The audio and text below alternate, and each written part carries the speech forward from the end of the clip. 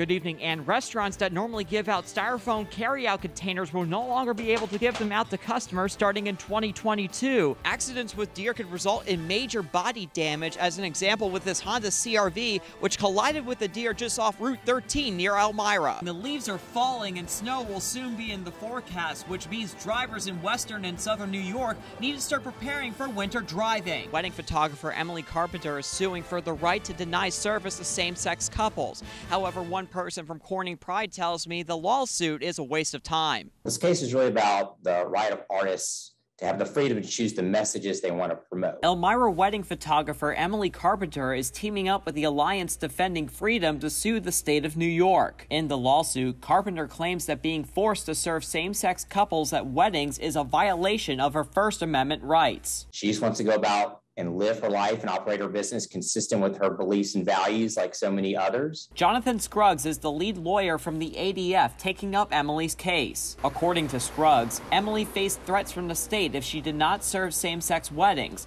including massive fines, loss of her business license, and possible jail time. The choice she faced was really between operating her business consistent with her beliefs or going to jail. It seems like some sort of preemptive act to try and make a statement. Corning Pride co-founder Sarah Blagg says the lawsuit is a waste of the state's time. She says Emily already has the right as a business owner to deny service. Emily's lawyer did not clarify whether or not she's been accused of discrimination by a same-sex couple. So as a business owner, all she would simply have to tell people that she doesn't want to work with is that she can't accommodate them. She doesn't have to give a reason, and that would be enough. Blagg says the lawsuit by the ADF could set a bad precedent in future cases. This does seem like the Alliance is trying to make some kind of point and potentially set a dangerous precedent that could at some point harm people who are LGBTQ. The ADF hopes to have a ruling within the coming weeks or months.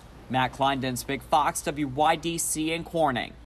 A former Elmira teacher is facing serious allegations in a civil lawsuit filed by two former students. The lawsuit accuses Doug Stadelmeyer of sexually abusing students while working as a technology teacher at the Ernie Davis Academy. Mr. Stadelmeyer's behavior was open and obvious and known to other students and we believe other adults. Hillary Nappy, the lead lawyer for the two brothers, says the alleged abuse occurred in the late 90s and early 2000s. Here's what the lawsuit claims. Stadelmeyer began grooming the two students by allowing them to hang out in his classroom. He even invited them to ride four-wheelers at his house along Pennsylvania Avenue in Elmira. Stadelmeyer is then accused of sending the students sexually explicit photos and showing them pornography before engaging in sex acts. Hillary Nappy says her two clients weren't the only ones who were possibly abused. Our investigation has revealed that there were other students who have similar allegations against Mr. Stadelmeyer who just didn't bring lawsuits.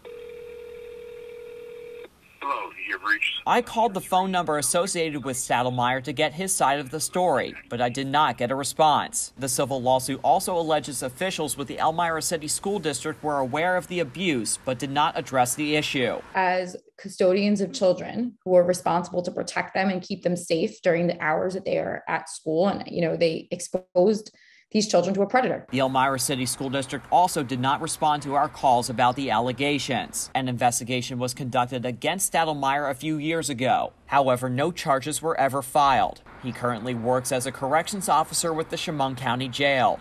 Matt Kleindienspig, Fox, WYDC in Corning. They're making it so hard on small businesses in New York State. Getting takeout will look a little different for New Yorkers in 2022. On Saturday, the state banned the use of styrofoam food containers, forcing the R&M restaurant in Corning to switch to biodegradable alternatives. Just too bad that they're forcing things on us to make us raise our prices. It's just nuts. Bob Pieri says the new biodegradable containers cost about 17 cents more per container than traditional styrofoam. He says that increased costs will be eventually passed on to the customer. They're already paying high enough prices now for everything they're buying, and we try to keep our prices at a reasonable cost. Pieri says he understands why the state moved away from styrofoam, but adds the burden will be passed on to local businesses, especially when Pennsylvania continues to allow styrofoam containers. New York's not going to save the world, you know. I mean, it's a start maybe, but I don't understand it. It doesn't make any sense to me. Going forward, Pieri says local restaurants will have to find a way to move forward with the new law. Pieri says he'll find a way to get rid of the last of his styrofoam containers. Matt Klein, Big Fox, WYDC in Corning.